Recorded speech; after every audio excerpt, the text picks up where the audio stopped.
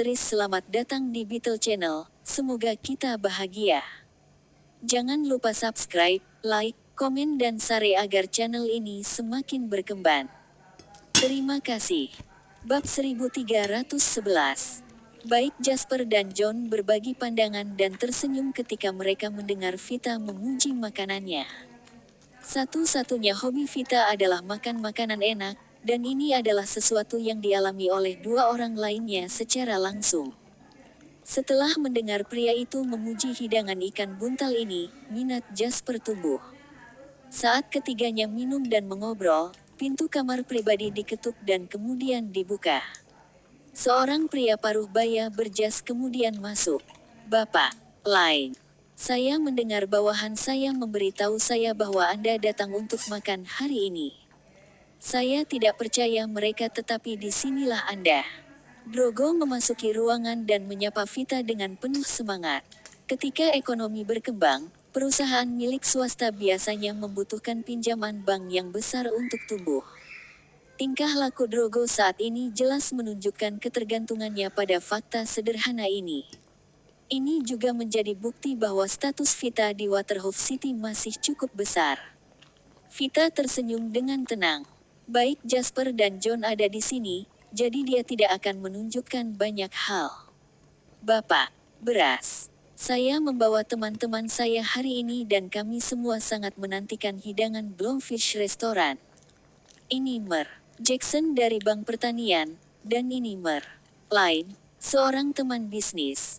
Vita tahu Jasper lebih suka tidak menonjolkan diri, jadi dia tidak memperkenalkan pria itu dengan megah.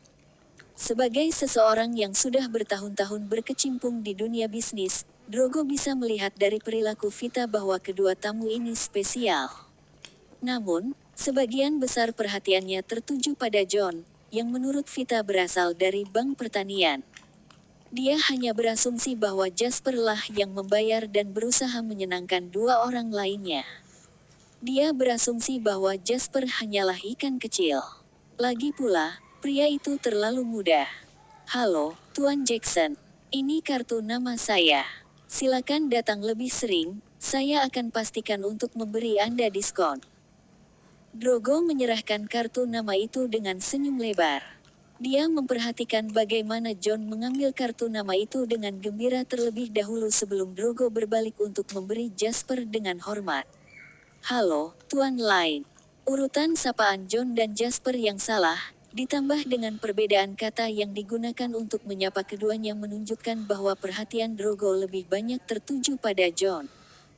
Jasper menerima kartu nama itu sambil tersenyum, acuh tak acuh tentang perbedaan sikap pria itu. Ternyata Drogo sangat menghargai Vita. Setelah menyapa semua orang dengan penuh semangat, Drogo mengambil segelas anggur dan memanggang semua orang sebelum dia menenggak 2 gelas. Dengan kepribadian yang halus dan apik sekarang hadir, semua orang makan dengan nyaman. Dalam waktu kurang dari 20 menit, kepribadian Drogo yang santai telah menghidupkan suasana ruang pribadi. Tepat ketika Drogo berencana untuk pamit, seseorang yang tampak seperti manajer bergegas masuk dari luar. "Sesuatu telah terjadi, Tuan Rice." Drogo merasa malu melihat manajernya terburu-buru dan berteriak dengan marah, "Ada apa dengan kepanikan itu? Tidak bisakah kamu mengatakan bahwa aku sibuk menjamu tamu?" Manajer itu menjawab dengan malu, "Ini Pak Bangau, Pak Rice. Pak Heron mengamuk di luar dan dia menuntut untuk bertemu denganmu." "Bapak Bangau." Drogo terlihat kaget dan sedikit panik saat mendengar nama itu. Sebelum dia bisa mengatakan apa-apa, pintu kamar pribadi ditendang terbuka dengan keras. Seorang pemuda berdiri di pintu dan memandang Drogo dengan sinis sambil berkata, "Lihat, Drogo. Saya punya tamu untuk disuguhi hari ini dan kami ingin hidangan ikan teri itu. Para bajingan itu bilang mereka tidak punya, jadi aku di sini bertanya padamu apakah kamu punya. Apakah kamu ingin mempermalukanku atau tidak? Pikirkan baik-baik sebelum Anda menjawab. Apakah Anda punya hidangannya?" Bab 1312. Kedatangan Mer Heron yang tiba-tiba seperti seember air es di musim dingin benar-benar merusak suasana hangat dan hangat di kamar pribadi. Sudut bibir Drogo berkedut, dan sementara dia jelas-jelas berusaha menekan amarahnya, tampaknya dia juga takut dengan latar belakang dan sejarah keluarga Pak Heron ini. Drogo menekan amarah yang dia rasakan dan tersenyum meminta maaf. Kamu salah paham, Pak Heron. Saya yakin Anda tahu aturan restoran dan bahwa setiap blowfish disiapkan di tempat. Hanya ada 5 blowfish untuk 5 porsi. Kami tidak memiliki bahan untuk lebih. Pak Heron mengejek dan menatap Drogo sebelum dia berkata dengan ambigu, jadi, kamu ingin aku mempermalukan diriku sendiri di depan tamuku, kalau begitu. Ekspresi Drogo berubah dan dia dengan cepat menjawab, bagaimana ini, Pak Heron? Saya akan segera meminta seseorang mengumpulkan bahan-bahan baru dan membuatnya untuk Anda. Tapi ini mungkin butuh waktu. Secara kebetulan, 2 pelayan mendorong gerobak makanan tepat saat Drogo berbicara. Di gerobak ada piring-piring makanan yang sangat lezat, termasuk hidangan blowfish yang terkenal dan langka. Ketika dia melihat jalan yang dilalui kereta, serta dan nomor kamar pribadi di kereta, Drogo tahu bahwa ini adalah sepiring blowfish yang dipesan Vita. Mata Pak Heron berbinar ketika melihat gerobak itu dan dia segera mengangkat tangannya untuk menghentikannya. Bukankah ada satu di sini? Aku ingin yang ini.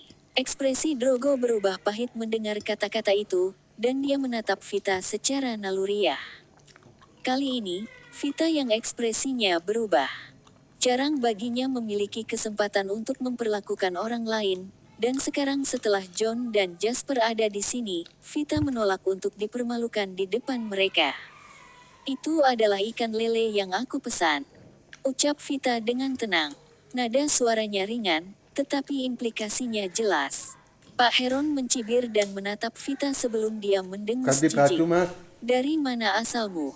Beraninya kau mengambil milikku? Anda. Vita sangat marah. Dia masih seseorang dengan status tinggi. Karena identitas khususnya dan fakta bahwa dia adalah seorang eksekutif senior yang berwibawa di bank, orang-orang hampir selalu baik dan menghormatinya. Namun, Pak Heron baru berusia 20-an, sekitar tahun lalu dari keponakan laki-laki dan perempuan Vita. Karena itu, Vita langsung merona merah saat dimarahi tanpa peringatan. Jangan. Drogo dengan cepat menyela Vita. Dia menyatukan tangannya dengan ekspresi memohon dan berkata, kalian berdua adalah tamu yang padam. Bisnis itu baik ketika ada kedamaian, bukan? Jangan membuat hubungan menjadi tegang dan akhirnya terlihat seperti orang bodoh di mata orang lain, ya. Vita melirik Drogo dengan marah tetapi mengubah kata-kata yang ingin dia ucapkan. Kalau begitu, Anda yang memutuskan bagaimana menangani masalah ini, Tuan Rice. Kalimat ini kurang ajar mengingat pengaturannya. Drogo bisa memahami ini. Apalagi ekspresi pria itu terlihat pahit. Namun, Pak Heron mengejek dan memberitahu Drogo, lihat, Drogo, Anda tahu siapa saya, bukan? Apakah Anda masih menginginkan restoran Anda atau tidak? Jika tidak, maka aku akan meminta seseorang untuk menghancurkannya untukmu malam ini. Vena menonjol di dahi Drogo. Setelah lama ragu-ragu, dia menoleh ke Vita dan berkata dengan senang hati tetapi dengan susah payah, Tuan. Lain, mungkin, kita bisa memberi Heron sepiring blowfish ini dulu. Saya akan meminta seseorang menyiapkan bahan-bahan baru dan segera mengirim piring lain. Dan semua pengeluaranmu malam ini akan gratis. Drogo membuat keputusannya. Setelah mempertimbangkan pilihannya, dia memilih untuk berdiri di sisi Pak Heron. Bagaimanapun, Vita hanyalah wakil presiden sebuah bank. Jika dia tidak bisa meminta pinjaman kepada ICBS, maka dia selalu bisa mencari bank lain. Pak Heron, bagaimanapun, berbeda.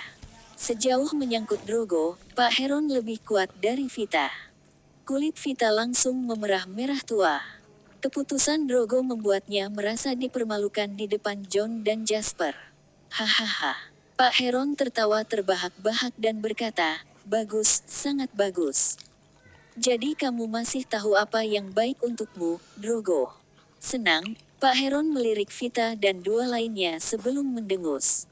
Siapa kamu untuk menantangku? Anda pikir bajingan yang muncul entah dari mana bisa mencuri apa yang saya inginkan? Pulang dan makan roti. Dasar idiot. Jasper sedikit mengernyit karena tidak senang. Cara Drogo dalam menangani masalah sendiri membuatnya terjerumus ke dalam kehidupan bisnis kecil-kecilan. Namun, John bisa melihat rasa malu Vita dan dia langsung berkata pada Vita, "Tidak apa-apa, Vita.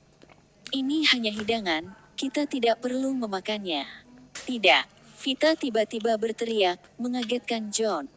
Vita memelototi Pak Heron dan Drogo, dan berkata dengan dingin, "Saya memesan sepiring blowfish ini sehingga harus datang ke meja saya. Saya lebih suka memberikannya kepada anjing daripada memberikannya kepada orang lain." "Brengsek, Anda memanfaatkan kebaikan saya, ya?" Pak Heron menuduh dengan jijik. Ekspresi Drogo juga gelap.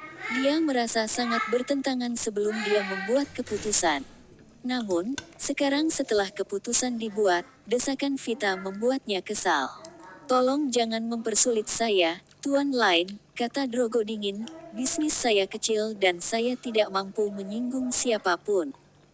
"Apakah begitu? Jadi, menurutmu aku bisa dengan mudah tersinggung, kalau begitu?" tanya Vita pada Drogo dengan dingin. Drogo menarik napas dalam-dalam dan menjawab, "Jika itu yang Anda pikirkan, Tuan Lain, maka tidak ada yang bisa saya lakukan selain meminta maaf." Drogo kemudian berbalik untuk berdiri di samping Pak Heron. Pak Heron tertawa terbahak-bahak dan memberitahu Vita dengan bangga, "Jangan berpikir bahwa hanya karena Anda telah hidup beberapa tahun lebih lama, itu berarti Anda kuat, keparat tua. Jika Anda melakukan bisnis saat ini, buka mata Anda dan perhatikan baik-baik dengan siapa Anda berbicara. Atau Anda akan menjadi orang yang akhirnya merasa malu." Vita mengatupkan rahangnya dan mengepalkan tinjunya. Dia tampak sangat terhina dan marah, tetapi juga jengkel. Dia tahu bahwa tidak ada yang bisa dia lakukan sekarang karena Drogo telah memilih untuk berpihak pada Pak Heron. Dia hanya seorang wakil presiden dengan banyak otoritas di ICBS. Namun, jangkauan pengaruhnya di luar industri perbankan kecil. Para pengusaha ini hanya menyanjungnya agar mereka bisa mendapatkan pinjaman bank, tetapi orang-orang seperti Drogo dapat dengan mudah mencari bank lain jika ICBS tidak lagi menjadi pilihan. Untuk pertama kalinya, Vita merasa kekuatannya terlalu kecil, dan wajahnya memerah karena malu. Dia merasa seperti telah dipermalukan di depan Jasper dan John. John tahu bahwa teman lamanya sangat marah, tetapi tidak ada yang bisa dia lakukan. Dia memahami penghinaan yang dirasakan Vita karena dia juga anggota sistem perbankan. John menghela napas dalam-dalam dan berpikir tentang bagaimana dia harus menghibur temannya ketika dia melihat Jasper meletakkan sumpitnya perlahan. Pada saat yang sama, Pak Heron juga akan pergi dengan bangga bersama Drogo yang melarikan diri dari tempat kejadian. "Tetap di sana." Kedua kata itu diucapkan dengan jelas dan kuat. "Kamu boleh pergi." Tapi hidangannya tetap. Baik Drogo maupun Pak Heron tercengang saat mendengarnya. Bahkan Vita pun kaget. Dia tidak berharap Jasper angkat bicara. Satu-satunya yang tidak terkejut adalah John. Lagi pula, John sudah lama mengenal Jasper dan dia tahu bahwa Jasper adalah pria yang tidak suka diremehkan, juga tidak suka orang-orang di sekitarnya tidak dihargai. Jika dia berbicara dan mengganggu malam ini, setidaknya itu berarti dia melihat Vita sebagai teman baik. Vita juga bisa memahami hal ini, jadi setelah shock awal, dia merasa tersentuh. Bab 1313. "Yo, orang bodoh yang mana kali ini?" Pak Heron berbalik dan menatap Jasper dengan dingin. Ekspresi Drogo benar-benar kesal sekarang. Dia sudah berencana untuk menyinggung Vita, jadi siapa yang peduli dengan pemuda di sampingnya? "Cukup, apakah kamu sudah selesai?" Drogo berteriak pada Jasper, "Saya pemilik di sini. Saya sudah mengatakan saya akan mengirimkan hidangan yang sama nanti. Jangan memanfaatkan kebaikanku." Jika Drogo berkonflik sebelum dia membuat keputusan dan bersalah setelah memutuskan, maka dia benar-benar kesal sekarang saat dia menghadapi Jasper. Dia mengira Jasper tidak bisa membaca ruangan. Bisakah kamu berhenti membuat masalah? Apakah Anda ingin kita semua berbalik melawan satu sama lain dan menjadi musuh? Apakah itu yang Anda inginkan? Pak Heron sangat gembira ketika mendengar Drogo dan mencibir dengan dingin. Dia tidak terburu-buru untuk bergabung dulu. Ini hanya satu hidangan. Saya tidak peduli apakah saya bisa memakannya atau tidak. Jasper berkata, lalu dia melihat ke meja yang penuh dengan hidangan dan makanan eksotis sebelum melanjutkan dengan tenang. Saya juga tidak peduli apakah meja makanan ini gratis atau tidak. Tetapi jika kami memesan sesuatu dan Anda tidak mengirimkannya, tentu saja saya akan menanyakannya kepada Anda. Drogo mengejek dan menjawab dengan muram, jangan terlalu memikirkan dirimu sendiri, anak muda. Anda masih muda, apa hak Anda untuk berbicara di sini? Tanyakan padaku tentang itu. Bukannya aku merendahkanmu atau apa, tapi jika aku bahkan tidak ingin menghibur Vita, lalu untuk apa aku menghiburmu? Jasper menatap Drogo dengan saksama tetapi mengabaikannya. Drogo sangat marah. Dia merasa sangat marah karena diabaikan oleh Jasper, orang yang dianggap paling lemah yang hadir. Tatapan Jasper malah jatuh pada Pak Heron. Heron bukanlah nama keluarga yang sangat umum atau sangat langka, tapi tidak banyak di negeri kecil Waterhoof City ini yang bisa dianggap kuat. Siapa Gary Heron bagimu? Kata-kata Jasper menyebabkan ekspresi Pak Heron langsung berubah. Di sampingnya, Drogo juga tercengang. Dia takut pada Pak Heron karena ayahnya adalah Gary, seorang preman tua terkenal di Waterhoof City. Sejujurnya, Gary adalah orang yang rendah.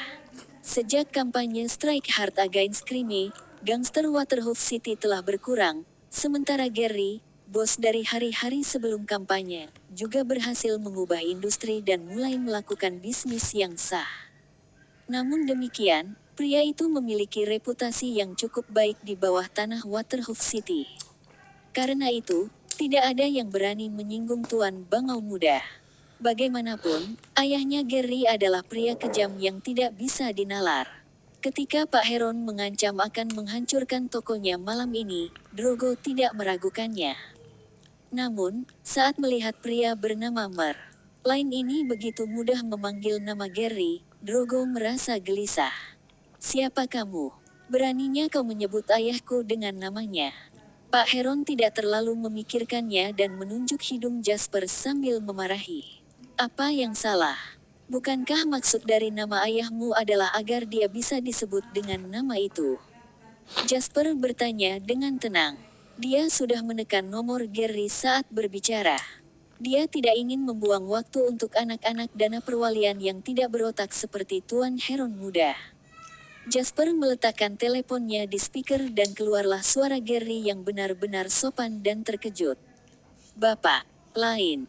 Mengapa orang sibuk sepertimu meluangkan waktu untuk meneleponku? Ada yang bisa saya bantu? Katakan saja, saya akan dengan senang hati berusaha keras untuk menyelesaikannya untuk Anda. Sejak insiden dengan pangeran kecil, status Jasper di mata Gary adalah status dewa. Dia akan melakukan apa saja hanya untuk berada di pihak Jasper, tetapi pria itu tidak pernah memberinya kesempatan untuk melakukannya. Karena itu, dia senang menerima telepon Jasper hari ini. Bersambung, terima kasih telah menyaksikan dan mendukung channel ini.